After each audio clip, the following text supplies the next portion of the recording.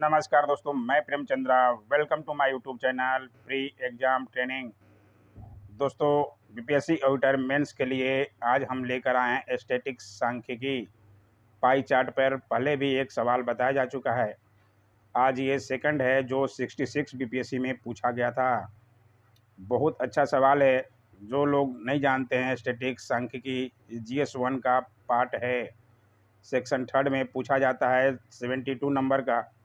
तो ज़रूर देखिए, कुछ फ़ायदा मिल जाएगा दोस्तों, क्योंकि स्टैटिक्स में नंबर उठाना बहुत इजी है।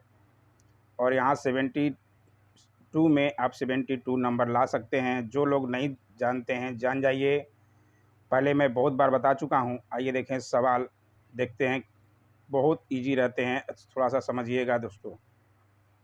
नीचे दी गई वृत्त सारणी विभिन्न खाद्य फसलों के लिए आवंटित भूमि बंटन एक गांव में को प्रदर्शित करती है। वृत्त सारणी का सावधानी से अध्ययन कर नीचे दिए गए प्रश्नों के उत्तर दीजिए। 5 प्रश्न है, क ख ग घ अंग। इसमें पहला प्रश्न है 4 नंबर का, दूसरा है 4 नंबर का, तीसरा है 8 नंबर, चौथा है 10 नंबर और पांचवा है 10 नंबर का। टोटल होकर 36 नंबर के हो जाते हैं। एक सवाल आप आसानी से यहाँ से बना सकते हैं और एक और 36 नंबर का, मतलब 72 नंबर। 2 सवाल ही बनाने होते हैं दोस्तों। बहुत आसानी से बना सकते हैं। ये 66 बीपीएससी में पूछा गया। आपके पास भी सवाल होगा, अगर आपके पास कोई प्रीवियस ईयर बुक लिए होंगे तो। ये देखिए, दिया गया है। ये वृत्त में दिया रहता है। आपको पिछले वीडियो में भी बताया था 360 डिग्री का बनता है। और 100% निकालने के लिए तो ये 2 बातों का ज़रूर ध्यान रखिएगा। आइए देखें प्रश्न। पहले प्रश्न में क्या कहता है, यहाँ प्रश्न दिखाया गया है सब प्रश्नों को। ये आपके पास नहीं है तो ज़रूर देख लीजिए। उसके बाद हम बताने का तरीका बताएंगे, कैसे बनाते हैं इजी मेथड से। आपके समझने के लिए बहुत अच्छा है वीडियो दोस्तों। पूरा वीडियो देखा कीजिए। लाइक तो बनता ही है, और जो लोग अभी भी चैनल सब्सक्राइब नहीं करना चाहते, कर लीजिए भाई। आइए देखें पहला सवाल। पहला सवाल में कौन सी 3 फसलों का समन्वय खाद्य फसलों के कुल क्षेत्रफल के 50% को आवंटित करता है। 50% आवंटित करता है। आपको वृत्त दिखाया था। ये देखिए, ये पूरा आपके सामने रहेगा। यहाँ से वृत्त कोई भी बनाइएगा आप, तो आधा में ये तो 180 डिग्री का हो जाएगा और आधा 180 डिग्री का। पूरा तो 360 डिग्री का होता ही है। बहुत बार बता चुके हैं, आपको जानकारी भी होगा। मैथ के ये स्टूडेंट हैं ऑडिटर वाले ज़्यादातर। तो ये 180 डिग्री तो ऊपर के ही 180 डिग्री। आप ये तीनों ले लीजिए आसानी से। अब उसको किस तरह से लिखेंगे, यहाँ पे हमने लिख के समझाया है। खाद्य फसलों का कुल समन्वित क्षेत्रफल 100% बराबर 360 डिग्री होता है। यहाँ आपको बताना भी पड़ेगा, लिखना भी पड़ेगा एग्जाम हॉल में। कुल क्षेत्रफल का 50% यानी कि 360/2 180 डिग्री हो जाएगा। तो हम ऊपर वाले लिए थे, तो ऊपर में गेहूं, चावल और जौ का समन्वित कोण इक्वल 72 था और 36 डिग्री दिया था। टोटल मिला के 180 डिग्री वहाँ बन रहा था। अतः कुल केंद्रीय कोण 360 डिग्री में तीनों फसल गेहूं, चावल और ज्वार के लिए 50% कुल समन्वित क्षेत्रफल आवंटित किया गया है। ये इतना ही लिखना है बस, ज़्यादा कुछ है नहीं। इसमें आपको 4 नंबर मिल जाते हैं। आइए देखें दूसरा सवाल। 5 सवालों के जवाब बहुत इजी तरीके से देना होता है। यदि ज्वार के लिए कुल आवंटित क्षेत्र 1.5 मिलियन एकड़ हो तो चावल की फसल के लिए कितना क्षेत्रफल या क्षेत्र था, ये निकालना है।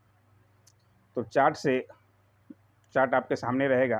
चार्ट देखिएगा। चार्ट से ज्वार का केंद्रीय कोण 18 डिग्री दिया चार्ट में।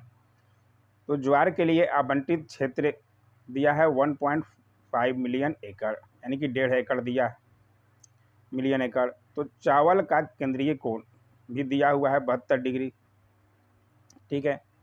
तो चूंकि जब केंद्रीय कोण 18 डिग्री है तो उसके लिए क्षेत्रफल कितना दिया है, 1.5 मिलियन एकड़। तो ये आसानी से इतना तो निकाल ही सकते हैं। तो 72 डिग्री बराबर हमने सॉल्व किया तो 6 मिलियन एकड़ हो गया। इतना आसानी से निकल गया, यही निकलना था। आइए देखें तीसरा सवाल, बहुत इजी रहता है दोस्तों, थोड़ा सा दिमाग लगाने की ज़रूरत है। यदि गेहूं का उत्पादन जौ के उत्पादन का 6 गुना हो तो गेहूं और जौ के प्रति एकड़ उत्पादन का अनुपात क्या होगा? अनुपात पूछ रहा है, तो हमने दिखाया है। पहले गेहूं का केंद्रीय कोण 10 डिग्री, ये जौ का केंद्रीय कोण दोनों का लिख दिए 36 डिग्री था, 36 डिग्री। तो जौ का क्षेत्रफल कितना होगा? एक, यहाँ जौ गेहूं का क्षेत्रफल हमने माना 1 एकड़, तो जौ का क्षेत्रफल कितना हो जाएगा? ये x/2 हो जाएगा, क्योंकि ये 36 ही है। गेहूं का जब 72 है तो ये x/2 हो जाएगा। ठीक है, यहाँ तक तो समझ में आ ही रहा होगा। नहीं समझ में आए कमेंट जरूर किया कीजिए दोस्तों। माना जौ का उत्पादन y इकाई, तो गेहूं का उत्पादन 6 गुना प्रश्न में दिया है। प्रश्न को आप फिर से दिखा देते हैं। ये देखिए, गेहूं का उत्पादन जौ के उत्पादन का 6 गुना हो। ठीक है, तो 6 गुना हो बराबर 6y इकाई हो जाएगा। तो गेहूं के प्रति एकड़ उत्पादन कितना हो जाएगा? 6y/x। कितने भूमि में हुआ है, कितने एकड़ में, तो ये लिखना पड़ेगा। जौ के प्रति एकड़ उत्पादन इक्वल y/x इक्वल 2y, ये x/2 नीचे आया है तो ऊपर जाएगा तो क्या हो जाएगा? ऊपर 2 चल जाएगा, तो 2y/x। ठीक है, यहाँ अनुपात निकालना है। यहाँ तो दोनों का हमने निकाल दिया, यहाँ अनुपात निकालना था ना, तो ये अनुपात निकालें। तो अब अनुपात निकालिएगा तो ये दोनों का सोल्व कीजिएगा तो ये नीचे आएगा, ये नीचे वाला क्या हो जाता है? ऊपर चल जाता है। तो x यहाँ सोल्व करके आसानी से बताया गया है। तो 3:1 निकल रहा है। गेहूं के प्रति एकड़ उत्पादन 3 और जौ के प्रति एकड़ उत्पादन 1 है। यहाँ भी समझ में आ गया होगा। ये देखें चौथा सवाल 10 नंबर का था, ये देखते हैं। यदि चावल का प्रति एकड़ उत्पाद जौ के प्रति एकड़ उत्पाद से 50% अधिक होता है तो जौ का कुल उत्पादन चावल के कुल उत्पादन का कितना प्रतिशत था? ठीक है, अब आइए हम बना के दिखाते हैं। सवाल भी आपके पास होगा, आप उसी का प्रीवियस ईयर बुक लिए होंगे तो ज़रूर होगा। माना जौ के प्रति एकड़ उत्पादन x मान लिया, दिया तो है नहीं, और चावल के प्रति एकड़ उत्पादन बराबर x प्लस x का 50% पूछ रहा है, तो x प्लस x इंटू 50/100। इसको सोल्व कीजिएगा आप आसानी से, तो 3x/2 आ जाएगा। अब लिए हैं जौ का केंद्रीय कोण दिया है 36 डिग्री, वृत्त में दिया है बराबर y एकड़ मान लिया। तो चावल का केंद्रीय कोण दिया है 72 डिग्री, तो उसका 2 गुना है, तो 2y एकड़ हो जाएगा। ठीक है, तो जौ का कुल उत्पादन बराबर कितना हो जाएगा? x into Y. x एकड़ में हुआ है और x क्या है? प्रति एकड़ उत्पादन, और y क्या था? केंद्रीय कोण। तो x इंटू वाई, तो चावल का कुल उत्पादन बराबर, इसको भी वैसे ही करेंगे। चावल का केंद्रीय कोण कितना निकला था? 72 डिग्री बराबर 2y एकड़, तो 2y इंटू 3x/2, 3x/2 यहाँ से लिए। ठीक है, तो बराबर 3xy सोल्व किए। तो अब माना चावल का कुल उत्पादन का z% जौ बराबर है जौ के कुल उत्पादन। ठीक है, माना चावल के कुल उत्पादन का z%, ठीक है, बराबर जौ के कुल उत्पादन है। तो इसलिए 3xy यहाँ दिया था, 3xy into zx equal xy। यहाँ तक तो समझ में आ रहा है। इसको सोल्व करेंगे, z/100 हो जाएगा और ये xy नीचे से कट जाएगा, 3xy इंटू z, और ये इधर x है तो x ये कट गया, तो 3z/100 इक्वल xy।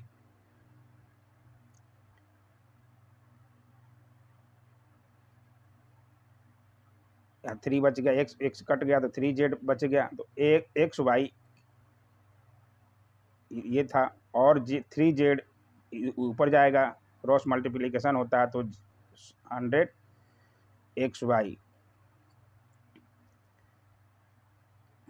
ये 100 XY नहीं, यहाँ गलत दे दिया, XY ये नहीं होगा, ठीक है। तो Z बराबर 100/3, ये ऊपर क्रॉस मल्टीप्लिकेशन जाएगा तो यानी कि निकल गया 33.3%। ये XY नहीं रहेगा, यहाँ गलत दिखाया है। 3Z = 100 हो जाएगा और Z = 100/3, तो इतना हो जाएगा, ठीक है। अब आइए देखें, ये 5वां सवाल भी 10 नंबर का था। यदि फसलों के लिए आवंटित कुल क्षेत्रफल 5% बढ़ा दिया जाए, आवंटित क्षेत्र नहीं दिया है तो मानना ही पड़ेगा, 5% बढ़ा दिया जाए तथा गेहूं के लिए आवंटित क्षेत्रफल में 12% की बढ़ोतरी कर दी जाए, तो नई वृत्त सारणी में गेहूं के लिए कितने अंश का कोण होगा? ठीक है, माना फसल का कुल क्षेत्रफल मानना पड़ेगा 1 एकड़ है, क्योंकि क्षेत्रफल तो दिया नहीं है, लिखा है बढ़ा दिया जाए 5%, तो किस में बढ़ाएंगे मानना ही पड़ेगा। मैथ अधिकतर बनता है दोस्तों। नया क्षेत्रफल बराबर x + x × 5/100, इसको सोल्व कीजिएगा तो इतना आ जाएगा 21/20 × x एकड़। इसके भी नीचे भी 1 होता है तो इतना तो जानते ही होंगे। LCM निकालिएगा इसके। उसी के आधार पर गेहूं का केंद्रीय कोण 72 डिग्री दिया है। अब चूंकि 360 डिग्री बराबर x मान है क्षेत्रफल, तो इसलिए 1 डिग्री बराबर x/360 और 72 डिग्री बराबर इतना एकड़ आ गया, ठीक है। x/5, क्योंकि 72 से काटिएगा तो 5 से कट जाएगा, तो x/5 आ जाएगा।